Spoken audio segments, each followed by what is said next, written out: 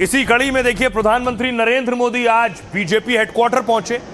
BJP headquarter पहुंचने के पीछे मकसद उस नई टीम से मिलना था जो नई टीम नितिन नवीन की है, जिसमें कई नेताओं को जोड़ा गया। उसमें स्मृति ईरानी और वसुंधरा राजे सिंधिया भी शामिल। उस टीम से मिलने पीएम मोदी पहुंचे थे।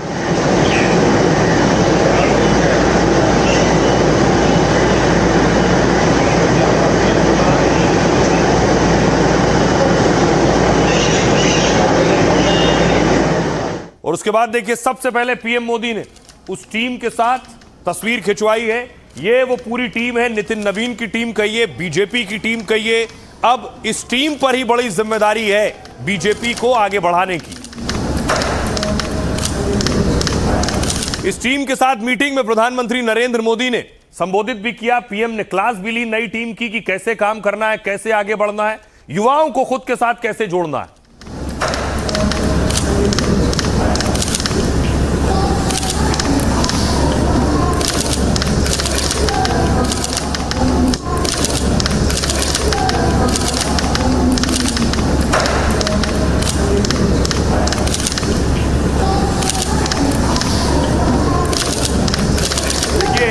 प्रधानमंत्री नरेंद्र मोदी ने नई टीम बनाई।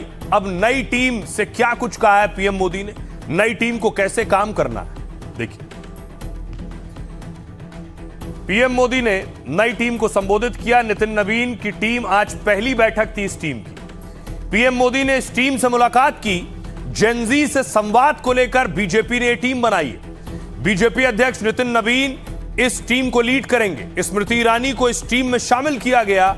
विनोद तावड़े, गुजरात के उप मुख्यमंत्री हर्ष सांघवी इस टीम में। ओपी चौधरी को इस टीम में शामिल किया गया है। बीजेपी की यह टीम जेन जी से मुलाकात करेगी, उनकी समस्याओं को जानेगी और मुद्दों का समाधान किया जाएगा। इससे पहले सभी मंत्रियों को विश्वविद्यालय जाने को कहा गया। वो वहां जेन जी छात्रों से बात करेंगे। इसका मकसद है जेन जी युवा वोटर्स को पार्टी से जोड़ना।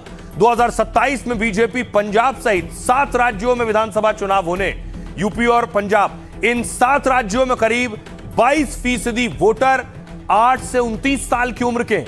भारत में 15 से 24 साल की उम्र के करीब 25 करोड़ 70 लाख युवा हैं। अब सोचिए, जब 15 से 24 साल के युवाओं की उम्र 25 करोड़ से ज्यादा है, उसी पर नजर सियासतदानों की। सुनिए क्या कह रहे हैं। पहला पदाधिकारी बैठक माननीय नितिन नवीन जी का हुआ है। उसमें पहला रिजोल्यूशन, पहला प्रस्ताव भारत के गौरव, भारत के सम्मान और जिन लोगों ने, जिन हुतात्माओं ने अपना बलिदान दिया है भारत की स्वतंत्रता के लिए, वैसे महामंत्र वंदे मातरम के सम्मान में यह प्रस्ताव जारी हुआ है। कांग्रेस का झंडा और एजेंडा मुस्लिम लीग के कार्यालय में सरेंडर कर दिया है और मुस्लिम लीग का विभाजनकारी एजेंडा लेकर आज कांग्रेस के सभी नेता निकले हैं। कोई नेता कैसे भारत के राष्ट्रीय गीत को काट सकता है?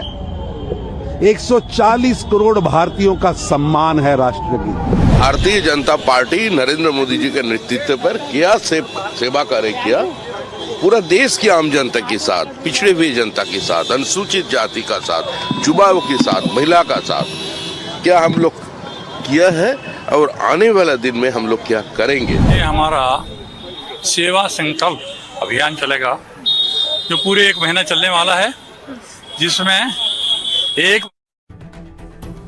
आइए खबरों में आगे बढ़ते हैं। आज की एक और बड़ी खबर है यूपी से। कैसे एक्शन हो रहा है जमाखोरों पर योगी का चाबुक। अब देखिए, जमाखोरों ने चीनी जमा की, तो ये आप देख रहे हैं मुजफ्फरनगर प्रशासन ने छापा मारा है, रेड की है मुजफ्फरनगर में।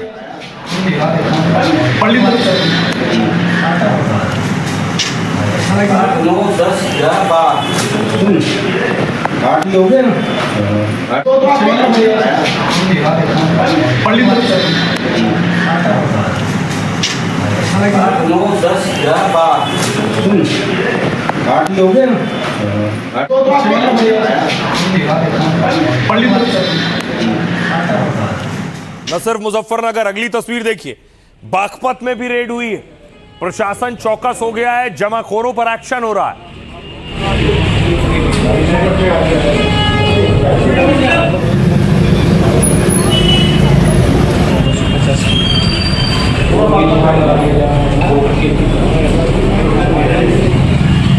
चीनी गोदामों पर शहर शहर छापेमारी हो रही है।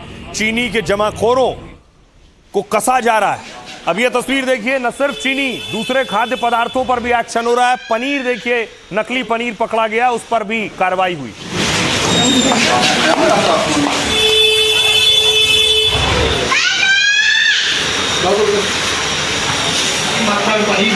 और आप ये देख रही किस तरीके से ये देखिए, कूड़ेदान लाया गया, उसमें उठा उठा के पनीर भरा जा रहा है, फेंका जा रहा है।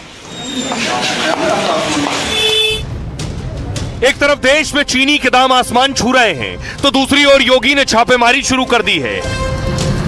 बागपत से लेकर मुजफ्फरनगर तक ताबड़तोड़ एक्शन हो रहा है। योगी के अफसरों ने पड़ताल शुरू की तो कालाबाजारी करने वालों में हड़कंप मच गया। जनता के हक पर डाका डालने वालों को योगी की टीम ढूंढ रही है। मकसद साफ है, यूपी में चीनी के जमाखोरों को बख्शा नहीं जाएगा। अब देखिए जरा यूपी में कैसे कार्रवाई हो रही है, किस किस पर कार्रवाई हो रही है और कैसे पुलिस एक्शन ले रही है। सबसे पहले चीनी महंगी होने के बाद योगी ने आज एक बड़ी बैठक ली। इस दौरान सीएम योगी ने अफसरों को सख्त निर्देश दिए। कहा चीनी की कालाबाजारी करने वालों पर कड़ी कार्रवाई हो। 30 से ज्यादा दिनों तक कोई चीनी का स्टॉक नहीं कर सकता है। योगी ने कहा कि एक समय में यूपी में कोई भी डीलर अगर 400 टन से ज्यादा स्टॉक रखे तो उस पर एक्शन हो।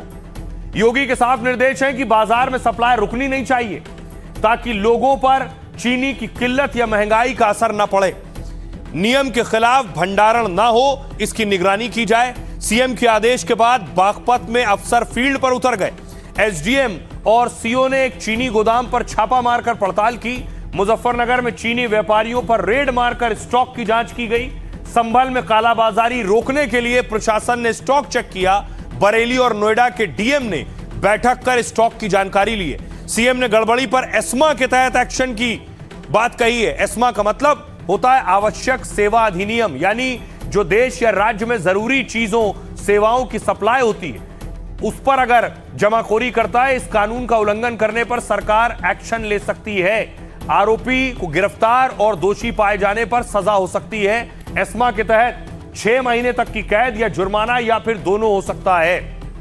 तो योगी की कोशिश है कि उत्तर प्रदेश में चीनी के दाम न बढ़ने पाए, जमाखोरी ना हो। योगी ने एक बात और कही है कि यूपी में चीनी पर्याप्त है, कोई कमी नहीं है चीनी की। स्टॉक देखिए जरा चीनी का क्या है। चीनी का स्टॉक यह है कि चीनी मिलों में चीनी जो रखी है वो है 179 लाख क्विंटल चीनी मिलों में। इसके अलावा देखिए निजी चीनी मिलों में 150 लाख क्विंटल चीनी है निजी चीनी मिलों में, और निजी चीनी मिलों में लगभग 23 लाख क्विंटल है, और दूसरी चीनी मिलें जो हैं उनमें 5 लाख क्विंटल है। कुल मिलाकर चीनी की कोई कमी नहीं है, यह कहना है सीएम योगी का। सुनिए जरा योगी के मंत्री क्या कह रहे हैं। उत्तर प्रदेश में इस वर्ष भी 90 लाख मीट्रिक टन से ज्यादा चीनी पैदा हुई। आज उत्तर प्रदेश में हमारे पास 179 लाख मीट्रिक टन चीनी मौजूद है। उत्तर प्रदेश में चीनी का जो खर्चा है वो 4 लाख मीट्रिक टन प्रति माह है। हमारे पास आज भी 150 लाख मीट्रिक टन चीनी अधिक है। सभी जिलाधिकारियों को माननीय मुख्यमंत्री जी ने वीसी कर रहे हैं। सभी जिलाधिकारियों को ये निर्देश दे दिए गए हैं कि किसी भी कीमत पे कालाबाजारी चीनी की नहीं होनी चाहिए, और ये जो एक भ्रम पैदा किया जा रहा है ये भ्रम दूर होना चाहिए। गन्ना मंत्री को आपने सुना। आइए अब आपको दिखाता हूं, समाजवादी पार्टी इस पर विरोध कर रही कि चीनी के दाम बढ़ रहे हैं। आज सड़कों पर उतरी थी और समाजवादी पार्टी सस्ती चीनी बेच रही थी।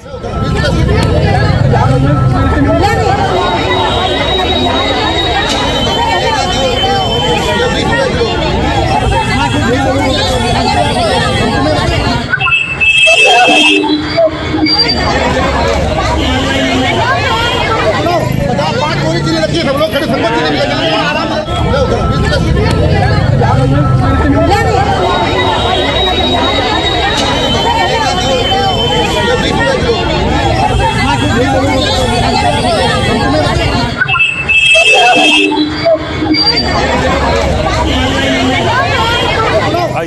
अब आपको बताऊं, इस पर सियासत हो रही। सियासतदान चीनी के बढ़ते दामों पर सवाल खड़े कर रहे हैं। अखिलेश यादव देखिए क्या कह रहे हैं। अखिलेश ने कहा यह मुनाफे के लिए पेट्रोल में एथेनॉल मिलवा रहे हैं, मुनाफा कमाने के लिए ही चीनी महंगी कर रहे हैं। चीनी के दाम तब बढ़ाए जा रहे हैं जब त्योहार आ रहे हैं। आपको मिठाई खरीदनी है लेकिन वो महंगी है। गुलाब जामुन, रसगुल्ला और बर्फी महंगी हो गई है।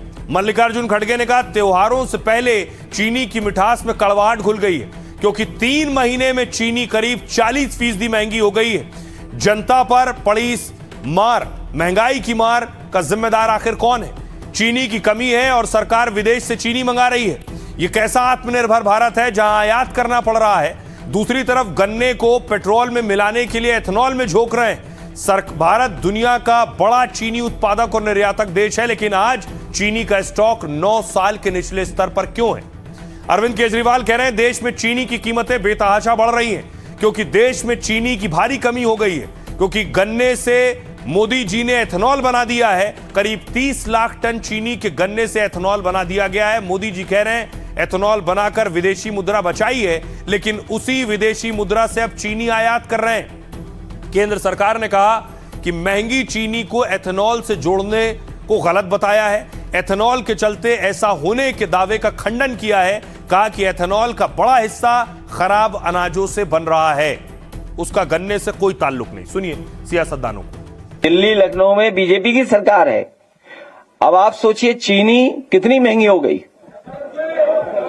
और तब महंगी हो गई जब त्योहार आ गया है, आपको मिठाई खरीदनी पड़ेगी। और एक हिसाब किताब लगाओ कि अगर आपका गुलाब जामुन कितना महंगा हो गया होगा, रसगुल्ला कितना महंगा हो गया होगा, बर्फी कितनी महंगी हो गई है। आज हर चीज महंगी हो रही है, डीजल, पेट्रोल, सब कुछ महंगा। जितना प्रोडक्शन अपेक्षित था उसकी बनिस्बत इस बार इतना ना होना एक कारण रहा है, पर मैं मानता हूं कि ये एक टेम्पररी फेज है। बहुत जल्द इसको नियंत्रित कर लिया जाए। चीनी के जो इंपोर्ट की बात हो रही है वो इसलिए हो रही है क्योंकि इतना लो आउटपुट हुआ है। लो आउटपुट के चलते आपने अपने इथेनॉल E20 के लिए आपने उसका इस्तेमाल किया है, डाइवर्जन किया है, और उसका भार कौन भुगतेगा? जनता ही भुगतेगी। मांग के अनुसार जब पूर्ति को करना है तो सरकार को कुछ आयात भी करना पड़ेगा, कुछ और उपाय करने होंगे। थोड़े दाम अगर बढ़े हैं तो इसका मतलब एथेनॉल नहीं है, क्योंकि एथेनॉल के तुलना में देखो जो 12% की खपत होती थी एथेनॉल की वो घट के 9% रह गई है, यानी एथेनॉल का प्रयोग कम हुआ है। तो कीमत की वृद्धि को एथेनॉल से जोड़ना ये न्याय संगत नहीं है। और अब आपको बताऊं कि आपकी थाली में, आपके किचन में कौन कौन सी चीजों के दाम बढ़ गए हैं और क्या वजह है इसके पीछे। सबसे पहले देखिए चीनी 5 जुलाई को 45 रुपए किलो मिल रही थी, अब 21 अगस्त के दाम है 65 रुपए किलो, 45 से 65 पहुंच गई। चावल के दाम 5 जुलाई को 90 रुपए किलो थे, 21 अगस्त को दाम 100 रुपए प्रति किलो पहुंच गए। अरहर दाल 120 रुपए किलो से 150 रुपए किलो पहुंच गई है। चाय पत्ती जो 5 जुलाई को 380 रुपए किलो थी, वो 21 अगस्त को 456 रुपए किलो पहुंच गई। इसके अलावा चना जो 80 रुपए किलो था वो 85 रुपए प्रति किलो पहुंच गया है। सरसों तेल 160 रुपए किलो से पहुंच गया है 190 रुपए किलो। काजू 5 जुलाई को 1000 रुपए किलो था और 21 अगस्त को 1500 रुपए किलो पहुंचा है, यानी 500 रुपए की बढ़ोतरी हुई। बादाम 5 जुलाई को 800 रुपए किलो मिल रहा था, 21 अगस्त को 1100 रुपए किलो हो गया है। आलू पिछले हफ्ते 20 रुपए किलो था, 21 अगस्त को दाम 25 रुपए किलो तक पहुंच गए। प्याज 30 रुपए किलो था, 60 रुपए किलो तक पहुंच गया है प्याज अलग अलग जगहों पर। टमाटर पिछले हफ्ते 30 रुपए किलो थे, 21 अगस्त को दाम 30 रुपए किलो, यानी टमाटर के दामों में बढ़ोतरी नहीं हुई है। भिंडी पिछले हफ्ते 30 रुपए किलो थी, 21 अगस्त को 60 रुपए किलो। फूल गोभी 60 रुपए किलो से 100 रुपए किलो तक पहुंच गई है। लौकी 40 रुपए से 60 रुपए किलो पहुंच गई। अदरक 240 रुपए किलो से 21 अगस्त के दाम थे 280 रुपए किलो। खीरा 40 रुपए किलो मिल रहा था, अब 50 रुपए प्रति किलो मिल रहा है। वहीं करेला 60 से 80 रुपए किलो पहुंच चुका है। सहजन की फली 80 रुपए किलो थी, 160 रुपए प्रति किलो हो गई है।